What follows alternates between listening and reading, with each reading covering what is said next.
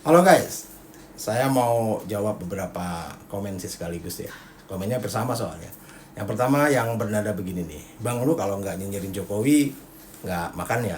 Dan yang kedua, Jokowi itu terkenal sampai ke luar negeri, lalu siapa gitu. Ya begitulah. Dan begini, saya nih nggak pernah nyinyirin Jokowi dan keluarganya. Yang saya lakukan adalah mengkritisi kebijakan-kebijakan politiknya dan langkah-langkah politiknya yang nggak sepemahaman dengan saya. Jadi ini adalah political opinion saya. Ya suka silakan, nggak suka ya tinggal skip aja. Nah, tapi saya sepakat dengan dua hal. Yang pertama, Jokowi memang terkenal sampai ke luar negeri. Dan yang kedua, saya memang bukan siapa-siapa. Nah, soal Jokowi yang populer di dalam dan luar negeri itu memang benar adanya. Karena saya sendiri pendukung Jokowi sejak dulu kampanye gubernur sekitar 12 tahun yang lalu. Nah, ketika itu banyak juga teman-teman saya yang bekerja di luar negeri, yang kuliah di luar negeri, di Belgia misalnya, uh, sering banget memberikan kabar gitu ke saya bahwa mereka begitu bangga dengan Jokowi. Karena seringkali uh, profesor-profesor mereka menjadikan Jokowi ini sebagai contoh, ya. Cukup jadi pembicaraan lah di sana. Karena grassroots driven style governance-nya Jokowi ini sangat dikagumi. Jadi pelajar-pelajar di sana khususnya jurusan politik, hukum dan sebagainya sangat bangga dengan Jokowi, begitu ya. Nah, pernah juga ya ada kuliah umum yang dibawakan oleh seorang pejabat United Nations. Jokowi dijadikan contoh yang baik untuk ditiru. Jokowi juga jadi pembicaraan lah di banyak sekali profesor-profesor di antara para profesor itu yang sangat mengagumi urban poor ya, yang diusung oleh Jokowi ini. Nah, setelah dilantik menjadi presiden, bisa terlihat bahwa ya memang semua antusias, bahkan sampai ke pihak-pihak di luar negeri. Seperti terlihat di majalah Time yang menampilkan Jokowi sebagai cover dengan judul Harapan Baru. Lalu saya juga ingat di pertemuan G20 di Australia tahun 2014, Jokowi digambarkan sebagai chef di tengah pesta barbecue dengan pemimpin-pemimpin G20. Di mana artinya Jokowi sangat dihormati, dihargai di pertemuan itu. Yang oleh para kampretos saat itu dipelintir bahwa Jokowi jadi pembantu. Nah, begitulah. Dan banyaklah cerita-cerita yang kurang lebih seperti itu. Cuma ya reputasinya oke lah, tapi ya tidak juga seperti bualan-bualan buzzer yang menggambarkan bahwa Jokowi ditakuti karena telah membuat bangkrut Uni Eropa misalnya gitu ya. Ya, sementara yang diwaspadai oleh Uni Eropa itu bukan Indonesia tapi RRC dan Rusia. Nah, sayangnya fenomena dan citra yang baik dari Jokowi ini lama-lama dibelokkan jadi sangat berlebihan, yang membuat salah ya sebenarnya dua pihak ini ya. Pihak yang anti Jokowi, yang suka banget membuat fitnah terhadap Jokowi, tapi juga sebaliknya dari buzzer-buzzer pihak Jokowi yang memupuk citra Jokowi dizalimi, dan di sisi lain juga popularitas Jokowi ditempatkan sampai sebegitu tingginya gitu ya. Bahkan kisah-kisah tentang betapa hebatnya Jokowi itu sangat dibesar-besarkan. Dan ini dilakukan dengan memanfaatkan kurangnya literasi masyarakat Indonesia. Apalagi kalau sudah menyangkut pandangan pihak luar negeri gitu tentang Jokowi. Nah, celah yang dimanfaatkan itu adalah kurangnya kemampuan berbahasa Inggris ya. Ya seperti yang kita lihat lah ketika masa-masa Covid, ketika perang Ukraina gitu ya. Gampang banget masyarakat kita percaya dengan narasi buzzer tentang keagungan Jokowi.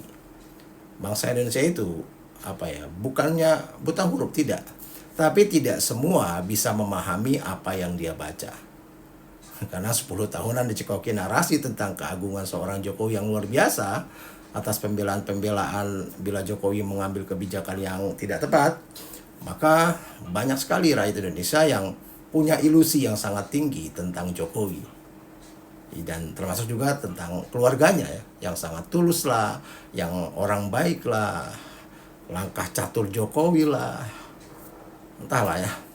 Apa ini juga ada kaitannya dengan mitos Satrio Piningit gitu di tengah bangsa Indonesia? Karena teman saya juga pernah bercerita soal Satrio Piningit ini. Kemudian ketika mulai ada komentar negatif dari luar buzzer, Ya, buzzer-buzzer itu langsung selalu narasi yang diangkat tentang negara-negara yang tidak suka lah tentang soal Jokowi karena kebijakan SDA-nya. Lalu mulai membuat teori-teori konspirasi bahwa berita-berita buruk tersebut sengaja dibuat untuk menjatuhkan Jokowi dan membuat Indonesia menjadi suriah.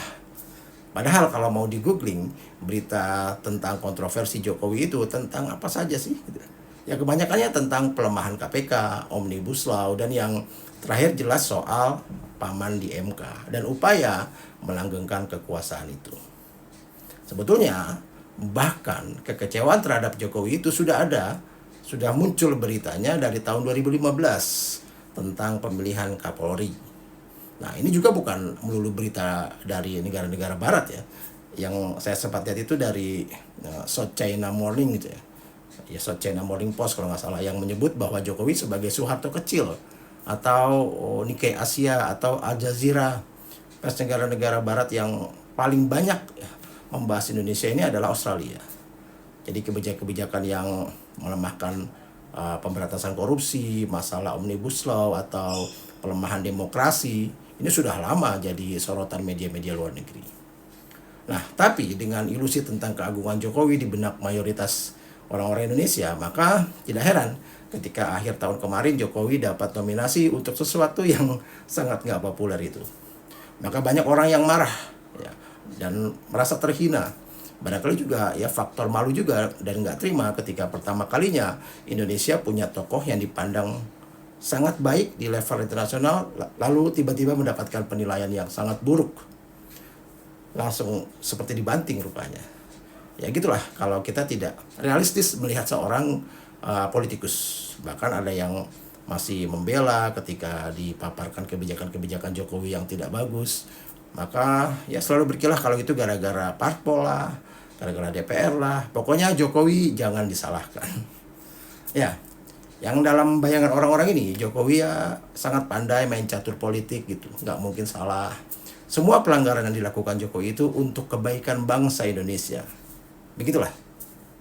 Nah, sedangkan bagi saya, cinta Indonesia tidak berarti menyangkal kalau pemimpinnya membuat kesalahan. Salah, ya salah. Satu hal yang nggak enak banget sih ya, sebenarnya nggak enak gitu, adalah bersanding dengan Bashar al-Assad yang baru saja terguling, terungkap kejahatan-kejahatannya serta kekejamannya. Nggak cuma Assad, tapi juga Sheikh Hasina yang juga membunuhi rakyatnya. Bisa dipahami kan kalau ada yang kaget luar biasa, masa iya Jokowi seburuk itu disandingkan dengan mereka. Apa penilaiannya adil?